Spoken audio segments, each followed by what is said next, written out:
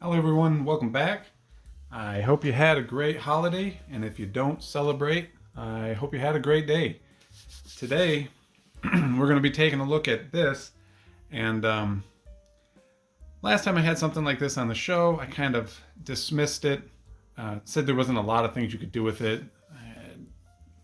It was impressive to say the least, but at this point in time in history, there's not a lot you can do with, oh wait, there's not a lot you can, I can't even see it on the screen. Bam, there it is in all its glory. Last time I had something like this on the show, or, oh, hey, don't fall over. What are you doing? There we go. Last time I had something like this on the show, it was that guy down there. And there's more of that coming in the future, I promise. But yeah, like I said, last time I had a Mac or Apple on the show, I kind of highlighted really its usefulness of or lack thereof in today's day and age, and dismissed it and tore the guts out of it, and now we're converting it into ATX. This one, not so much. I saw this just browsing around Facebook Marketplace, and it was $30, and I thought, hey, let's give it another go. And so here it is in all its glory. It's kind of dirty and beat up. Oh, that kind of drowns that out. Let me turn that light down. Pew, pew, pew, pew. It's a little bit better, but as you can see, it's got nicks and dings, and it's kind of gross here and there. But I mean, like, what this is from like 2006, so of course it's going to be kind of gross. So why don't we take this machine, plug it in, see if it works, and if it does work, let's see what it can do, and then we can find out how we can make it work better, and then maybe we can see if we can't do anything weird with it. What? I actually don't know yet, but we'll figure something out. So let me plug it in and we'll get it turned on.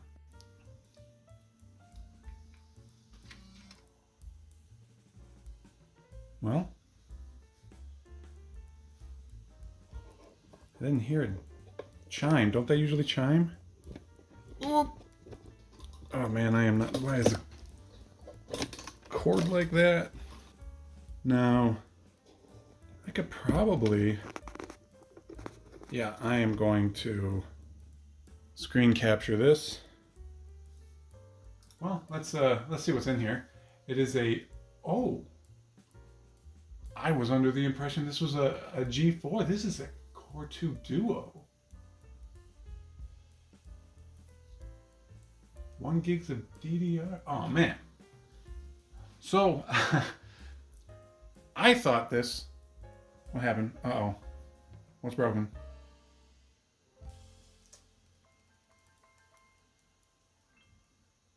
What is happening here? I'll be back. I'm having technical difficulties. So in the middle of screen capturing, and I don't know what I've gotten, my laptop and screen capture set up here. Windows thought it would be a good idea to install new graphic driver for the Vega 8 graphic chip in here. Awesome. So let's go ahead and stop recording. I'll restart this computer and we'll do this again. So I've been waiting for a while. I can't get it to stop the recording.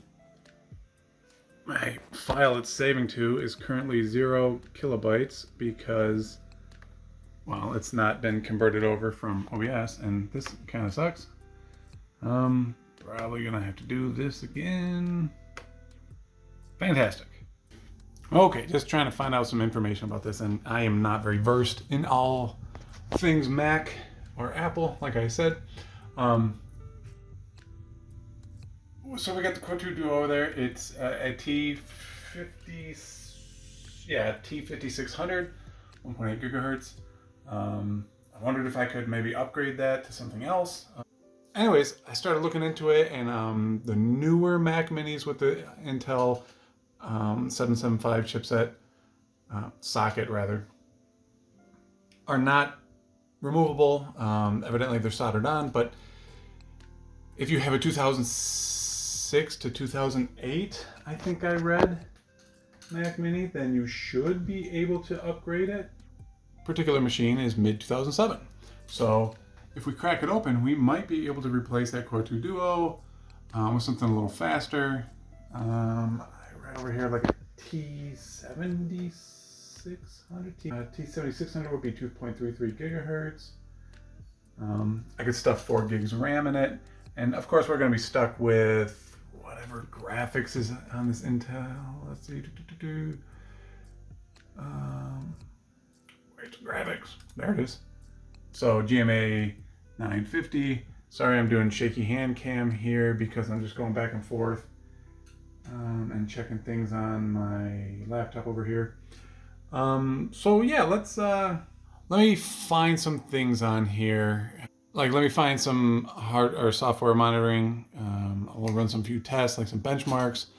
I want to make sure this thing isn't, heating up too much. I imagine they stay pretty quiet. I haven't heard it. Like, I haven't heard the fans, but I haven't been doing anything on this.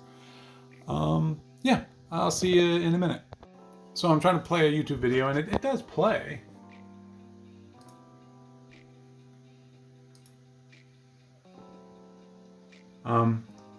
Weird stuff happens on the screen. Like, it's this big rather than this big.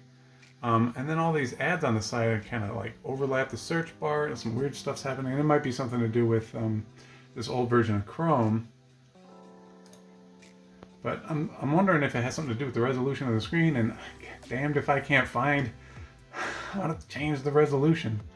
I'm sure everybody watching this is screaming, you're not in the right place. Well, I'll figure this out. Be right back. Actually, I found it. And it's only like 2 seconds after I stopped talking last time.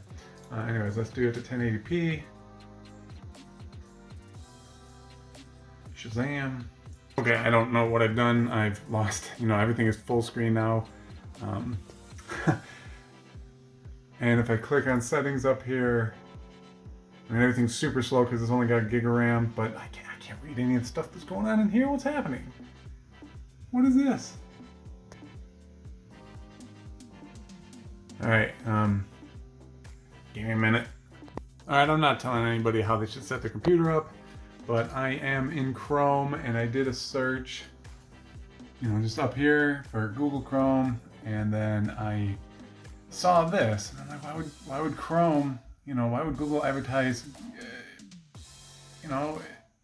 Edge? And then I noticed the default search engine in Chrome on this Mac Mini is Bing.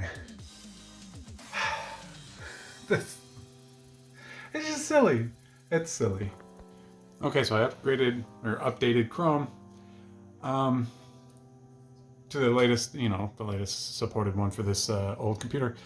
And it actually seems snappier and quicker in here, and all the ads are kind of over here where they belong. We still have this big black area, and snappier is a relative term. It's kind of ironic. I gotta watch ads on my own videos. Yeah, I don't know why that doesn't do the full. Come on, you. Can I do 720? Will that fill this window? No, it didn't. And it's gonna have a hard time playing 720p with only a gig of RAM. So let's go ahead and close that out. So I did say that it was quiet, but I can hear it.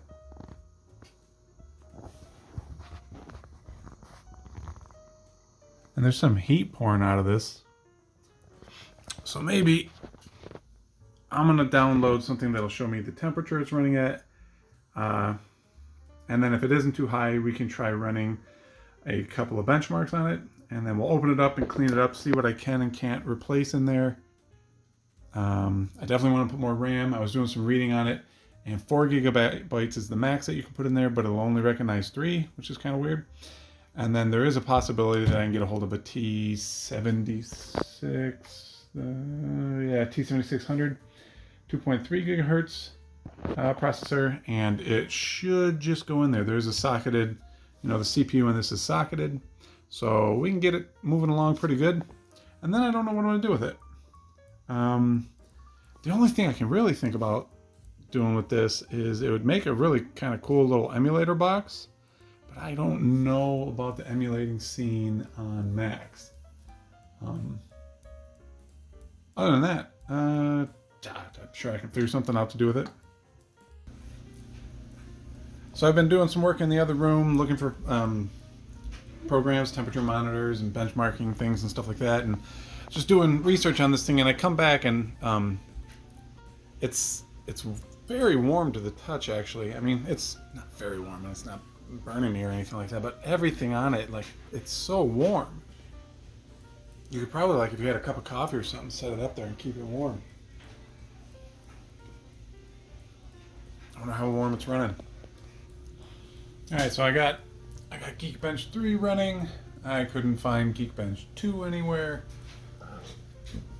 I think Geekbench 3 is set up for at the very least, more RAM than this computer has, but that shouldn't be a big deal. I've run this once already, and it told me it couldn't connect to their servers because of an SSL issue, so that kind of sucks. So I won't be able to see the score, but it is heating up the processor pretty well. I got a 90 degrees centigrade on the temperature diode. I was reading that this information here isn't always accurate what it's reading, but 90 is pretty high. So what we're going to do is cancel this current benchmark. Yep. So the temperature of the CPU-A diode is dropping fairly fast. It seems to only update though when I click in the window somewhere. So if we get up to 90, we don't want to push this thing real hard. We're going to open it up, clean it up, and then we can do some more tests. And hopefully I can come up with an actual Geekbench license or something else. I'll find out where I can buy that for. It can't be more than a couple bucks. So let me shut this down and figure out how to tear into it. So looking at the Mac here, it looks fairly simple. You know, there's no screws on the outside or anything like that. So I am going to venture a guess that we have to get between the outside metal and the plastic case here with like a spudger tool or something and just pop it open. Let me investigate. I would just like to go on record and say that I think that Steve Jobs was a jerk. So I've gotten all the way around this thing, but this corner here keeps holding on, and everything I'm reading about doesn't say anything about there being anything different over here. So I'm just being careful. I don't want to break anything. I mean, this thing is already, you know, everywhere you have to pry puts these tiny little imperfections into it, which kind of sucks. I know why they did it, to be difficult. Okay, it just took a little bit more pressure. Well, actually a lot more pressure than I cared to do, but it has separated. And now let's take it apart. So I've torn into this, and it's actually not that dirty in here. Sorry, I don't have any lights on right now. The phone is almost dead. With how difficult this thing is to get in and out of, I would get all your ducks in a row. And if you got upgrades to go in here, or if you're thinking about doing upgrades, wait until you've opened it up and then do them. Because I really wanted to just clean this thing out, get the fan cleaned out, put it back together, and test it again. But man, it's like, that was difficult to do. And I can see breaking it, you know, if you do this too many times. So maybe we'll save that for part 2. I mean, this wasn't a super interesting video or anything like that. Hopefully the next one will be a bit more interesting. So goodbye for now. A little bit of bonus footage. Got the CPU heatsink off of there, and the thermal compound on there is pretty awful. See if you can hear this.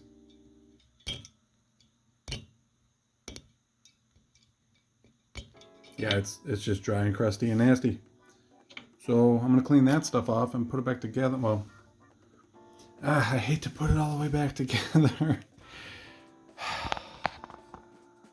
Just had a thought. Remember when we removed the CPU from my junkyard Alienware laptop and we put a Core 2 Quad Extreme 95 something or other in there? Well, we took a P8600 out of it. So I wonder if this board supports it. I'll do some digging.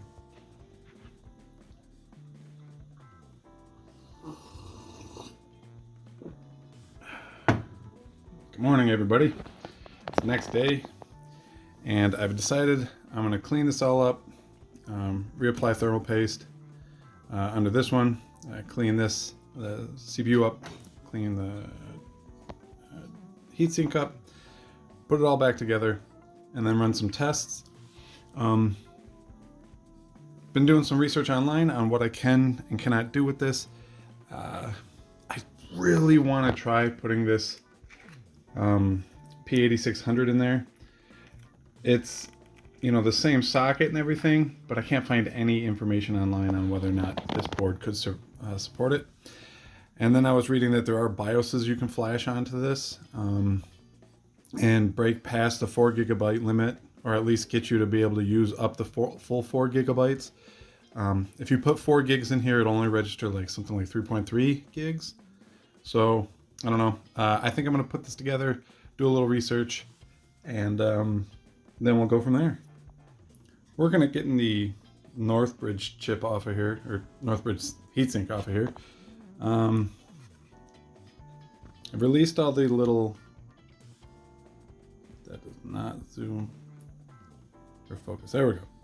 I got all those released and sunken down.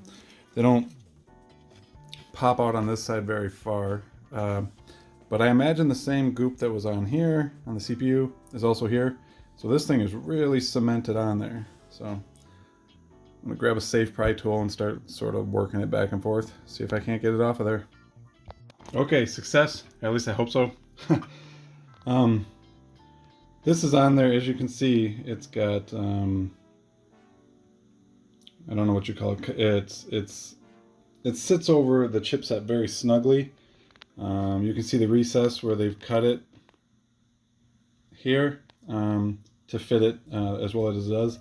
So when it's over top the PCB of this chip here, there's no wiggle room at all. So I was just very, very cautiously, I had this under there and just giving it just a little bit of lift. And then all of a sudden, like, let me turn that off. The most terrible sounding crackling, crunching, breaking noise happened, but it was just that goo letting go. But it made my heart skip a beat, because I thought maybe all of this was in vain. I thought I was gonna have pulled something off the motherboard. So everything seems okay. I'm gonna clean this up and slap it all back together, and hopefully it boots back up, but it'll run cooler. So we are completely cleaned up now. Both dies looking good. CPU cooler looking clean. And then the Northbridge as well. So we're going to slap this back together, throw some new thermal paste on it, and put it all back together. Monitor some temps.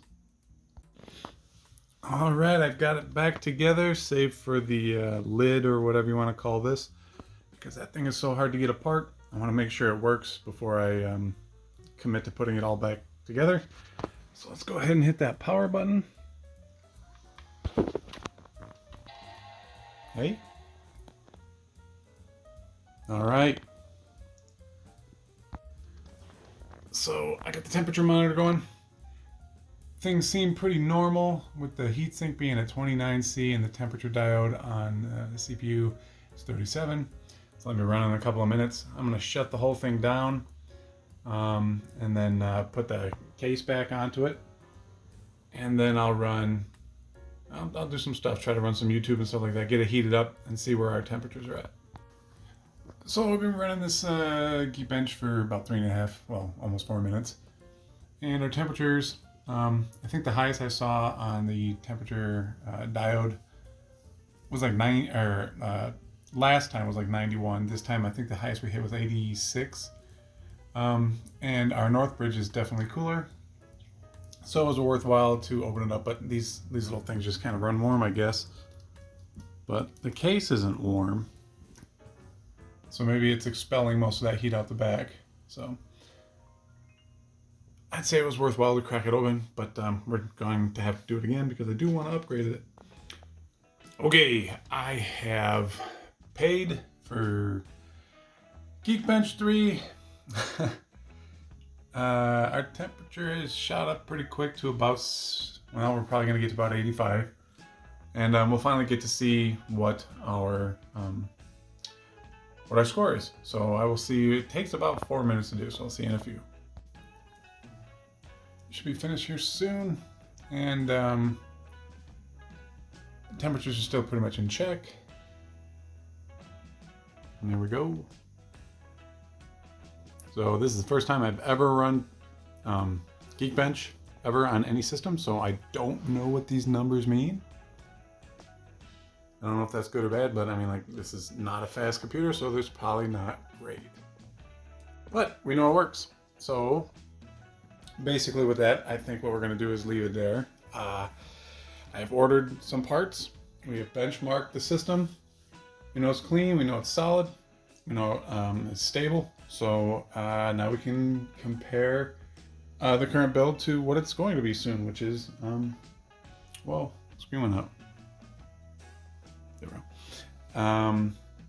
Where was I? So anyways, now we have a comparison that we can make to after we upgrade this thing a little bit. And once we've upgraded it, we can try some more things. I don't know what yet, because I'm very new to Macs. Don't know a whole lot about them. So anyways, if you enjoyed this and want to see more, go ahead and give it a thumbs up. Maybe subscribe to the channel, and we'll keep playing around with stuff. Again, I don't know what we're going to do with this in the next one, but I think by then I will figure something out. So thanks very much for watching. I will see you next time.